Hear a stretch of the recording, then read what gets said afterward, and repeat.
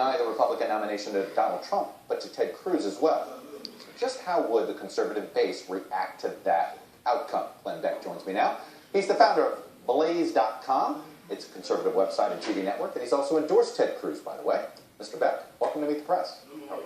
I'm good. Thank you very much. Let me start with this concern. We've heard it from many people that are Cruz supporters and that are Trump supporters over the airwaves who are concerned that somehow the party establishment may deny both of them. What would happen, do you think, to you? What would your listeners, how would they react? I think it would be the end of the GOP. I don't think it's going to happen. 538.com just said that Ted Cruz has a 61% chance of winning California. Ted Cruz has won the last 10 in a row with Utah and North Dakota and Wisconsin and Colorado. And I mean, I just don't see it happening.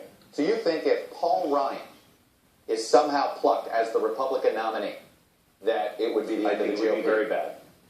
I do. I think it would be very bad. You can't disenfranchise people. I mean, we've all gone out. We've been passionate about it. We've all been going back and forth and voted on the people that we believe. I mean, I really think it has to be one of the two front runners. But I just think people would feel very betrayed, and that's why, quite honestly, that's why people like Bernie Sanders and Donald Trump are doing well, is because people feel very, very disenfranchised and they're angry, and that's something we don't want to add fuel to. You know, when Roger Stone was calling and saying that he was going to put out the hotel room numbers and encourage people to go to their the delegates' hotel rooms and called for the days of rage, which we all remember 1968.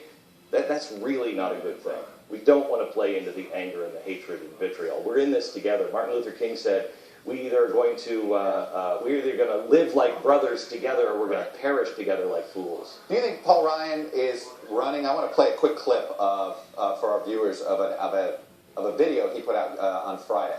Take a listen. What really bothers me the most of politics these days is this notion of identity politics, that we're going to win an election by dividing people, rather than inspiring people on our common humanity and our common ideals and our common culture, on the things that should unify us. We want people to reach their potential in their life. Now, liberals and conservatives are going to disagree with one another on that. No problem. That's what this is all about. So let's have a battle of ideas. That could have easily been a general election ad for the Republican nominee, and that came from Speaker.gov. Do you think he is running an underground campaign? I don't know. I would like to take him at his word, but I don't take anybody really in Washington at their word anymore. I don't know what that ad is about. But again, if the GOP doesn't find its principles, this isn't about a candidate coming up with some utopian future for us. This is really about finding our principles. And if they don't find their principles, the GOP is going to be over. And disenfranchising people who have worked hard and gone out and campaigned for some of these people, I think would be a really bad mistake. You were pretty aggressively not on the Never Trump bandwagon, but under this circumstance, it sounds like you would prefer a Trump nomination, if it's not Cruz, over anybody else? No. I think a Trump nomination would be, I am a Never Trump guy. Okay. I think a Trump nomination would be disastrous. With that being said, you can't disenfranchise people. If Trump wins the 1237 or wins the first, second, third ballot, it must go to him, and it can't go to dirty politics. You can't continue to disenfranchise people. I will never vote for Donald Trump, but if he's the guy that is picked with fair play, that's fine. But you have Reince Priebus saying that it will be somebody who is running right now. Okay, let's take the GOP chair at his word. Yep. It's got to be somebody who's running.